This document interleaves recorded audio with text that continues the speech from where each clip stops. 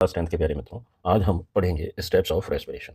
Steps of respiration की जो हम बात करें, तो इसके अंदर पहला है एक्सटर्नल रेस्पिरेशन, दूसरा है इंटरनल रेस्पिरेशन और तीसरा है सेलुलर रेस्पिरेशन। तो सबसे पहले हम देखते हैं एक्सटर्नल रेस्पिरेशन की बात। एक्सटर्नल रेस्पिरेशन एक्सटर्नल रेस्पिरेशन को अगर हम देखें तो हमारे सराउंडिंग में क्या है? एटमॉस्फेयर। एटमॉस्फेयर के अंदर क्या है? एयर है। ये एयर जो है वो हम क्या करते हैं? इनहेल करते हैं। यानी कोई भी ऑर्गेनिज्म जो ऑक्सीजन को अंदर ले रहा है, एयर को अंदर ले रहा है, तो वो इनहेल कर रहा है। ठीक है, अगर ये हम समझ लेते हैं ऑर्गेनिज्म। अब ऑर्गेनिज्म क्या करता है कि जो फूड होता है उसका ब्रेक डाउन करता है और वो एक्सहेल करता है, यानी रिलीज क्या करेगा? Carbon dioxide. कहाँ पर करेगा? एटमॉस्फेयर के अंदर। एयर से क्या लेगा? ऑक्सीजन। तो ऑक्सीजन तो इनहेल करेगा और एक्सहेल करेगा कार्बन डाइऑक्साइड। कहाँ से लेगा? एटमॉस्फेयर से लेगा और किसी भी ऑर्गेनिज्म के अंदर वो जाएगी। तो उस चीज़ को हम क्या कह रहे हैं? External respiration.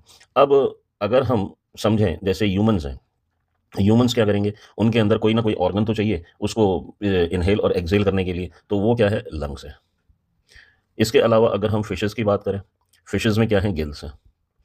कई ऑर्गेनिजम्स ऐसे हैं जैसे फ्रॉग, वो भी स्किन के थ्रू एक्सहेल और इनहेल कर लेते हैं। तो फ्रॉग के अंदर स्किन के द्वारा होता है।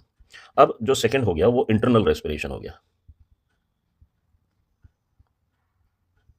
इंटरनल रेस्पिरेशन की जो अगर हम बात करें, तो अब ऑक्सीजन जो है वो शरीर के अंदर आ गई है, यानी ऑर्गेनिज्म के अंदर आ गई है। Oxygen inside the organism. अब ये ऑक्सीजन जो है वो पास हो रही है बॉडी के अंदर। ठीक है। अब इसका जो टारगेट साइट है वो क्या है? सेल। अब ह्यूमन से हमको थोड़ा सा समझने में आसानी होती है। ह्यूमन से हम नोज जो है उससे ऑक्सीजन इनहेल करते हैं, फिर वो बक्कल कैविटी में जाती है, फिर वो फेरिंग्स रीजन में जाती है, फिर वो ट्रेकिया को पास करती है और फिर वो लंग्स में जाती है। लंग्स से कहाँ जाती है? एल्वोलाई में। एल्वोलाई के अंदर जो है वो सेल्स हैं। तो यहां तक ये एनवायरमेंट से सेल्स तक पहुंच रही है। तो इस चीज को हम क्या कहेंगे? Internal respiration. अब क्या हो रहा है? तीसरा जो पार्ट हो गया वो सेलुलर रेस्पिरेशन हो गया।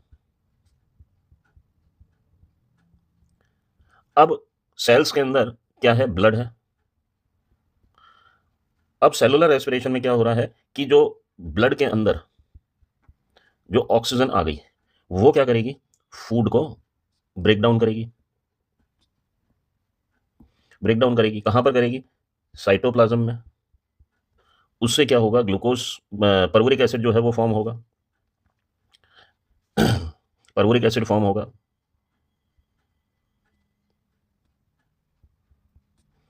और परवरिक एसिड कहां एंटर करेगा? माइटोकॉन्ड्रिया में। और यहां पर एटीपी का फॉर्मेशन हो जाएगा। तो इसको हम क्या कहेंगे?